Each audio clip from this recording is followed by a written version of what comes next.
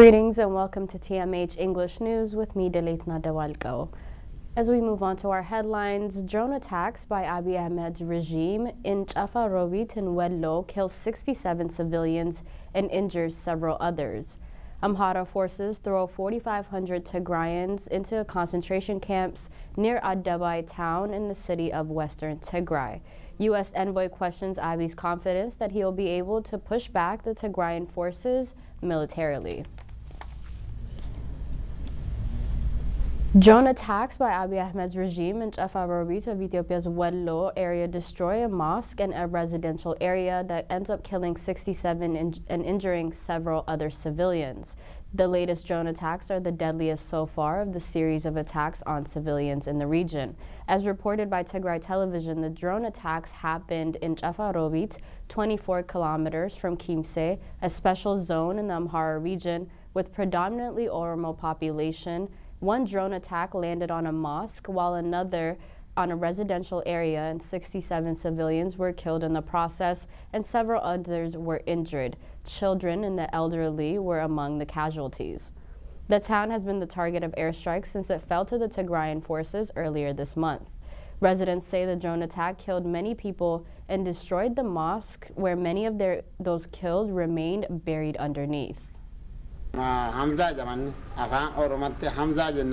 This is Hamza Mosque. This mosque and the shops and houses in its vicinity have all been destroyed.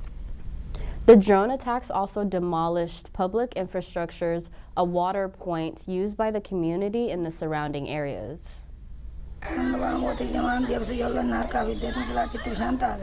My children left our home but never came back. I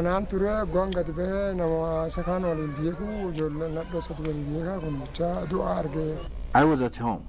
When I went out, I saw dead people lying on the ground. I knew at least 3 of the victims. They were just out there to fetch water.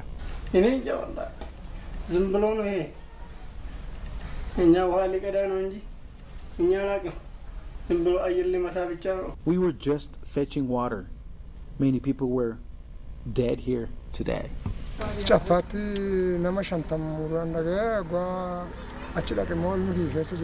I heard that over 50 people were killed in Chafa Robit. When I went to the place they had indicated, I found that my 14-year-old son was one of the victims. There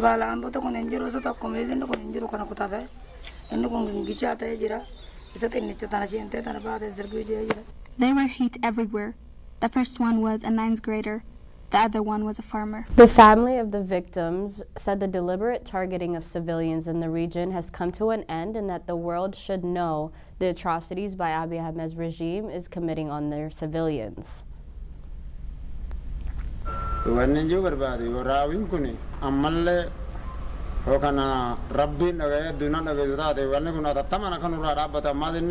Everyone should know what is happening here, that civilians are being targeted and killed. He is attacking places where there are no armed forces, just civilians. People are dying and suffering because of the federal government. This is the latest in serial attacks targeting civilians in the region.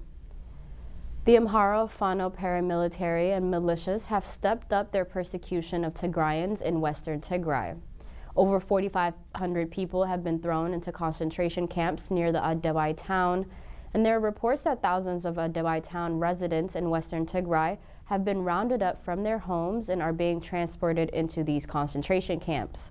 Tigrayan residents of the town rounded up from their homes and places of worship on Monday are being crammed into 3 concentration camps, including one exclusively for young men from the age of 11 years old, while the other 2 held children and the elderly.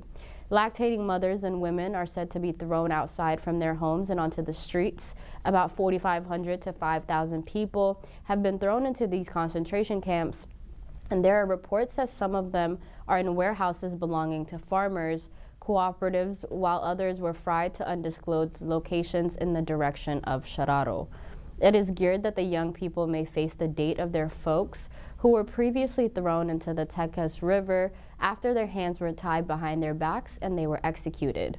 The Amhara forces have continued to hunt down other remaining Tigrayans in this same city. No food or water is being provided to those detained in these concentration camps, and no one is allowed to visit the areas where they are being detained under inhumane conditions. The Amhara forces have been imprisoning and mistreating people who have from the city of Adabai to Humera, accusing them of trying to cross over into the Sudan side. Earlier on 3rd of November in 2021, Amhara forces rounded up Tigrayan faithfuls who were in prayer at the Takla Haimanot Church in Humera and detained them at a concentration site in the suburb of the town called Inda Mekonnen gas station. On the 20th of November 2021 in Humera, 23 trucks full of Tigrayans rounded up from their homes were taken into the direction of Shararo, but nothing is yet to be known of their fate. Some 500 Tigrayans repatriated from the Kingdom of Saudi Arabia have been relocated from their ICRC waiting stations to the southern region of Ethiopia. According to the sources in the ICRC waiting station in Addis Ababa, the government of Abiy Ahmed's regime is transporting the repatriates by selecting the young and physically well-built ones to undisclosed locations in the southern region of Ethiopia. They're selecting the young ones. It's just a matter of chance. We don't know. Maybe next is our turn. We have lost hope. This is the kind of revenge for the losses that they are suffering in the war front.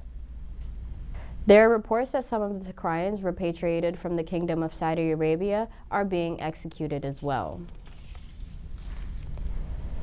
Ethiopian Red Cross Society's Ma'ala branch announces 11 of its employees have been killed in the war in Tigray over the last year. Executive Director of Ethiopian Red Cross Society's Ma'ala branch, Birhana Mekonnen, said his organization is one of the many institutions that has much of its infrastructures destroyed and its equipment looted.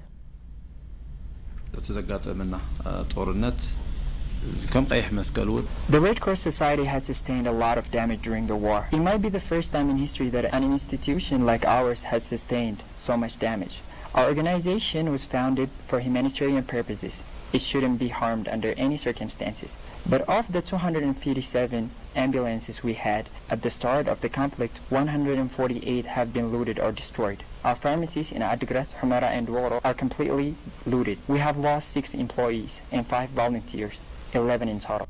Before the war, the Ethiopian Red Cross Society's Ma'ala branch had been serving more than 200,000 people, especially in the rural areas, 60% of them being pregnant women and mothers. Birhana Mekonnen said that the war and the subsequent siege has in large measures rendered the institutions dysfunctional and called on all members of society to help it revive. A Tigrayan businessman has been abducted by unknown people in Nairobi, Kenya. Samson Taklemekeel, who was raised in Kenya for the last 16 years, is suspected to have been abducted by Abiy Ahmed's thugs. His wife, Milen Halfom, said she doesn't know about her husband's whereabouts and how people came to his house, forced him into a vehicle, and took him. He had called her and unknown people were kidnapping him, but then the phone cut off and she hasn't spoke to him since. Samson Taklemekeel is a father of 3, as a philanthropist who has been supporting a large Tigrayan refugee community in the city of Nairobi, and he is well regarded by very many.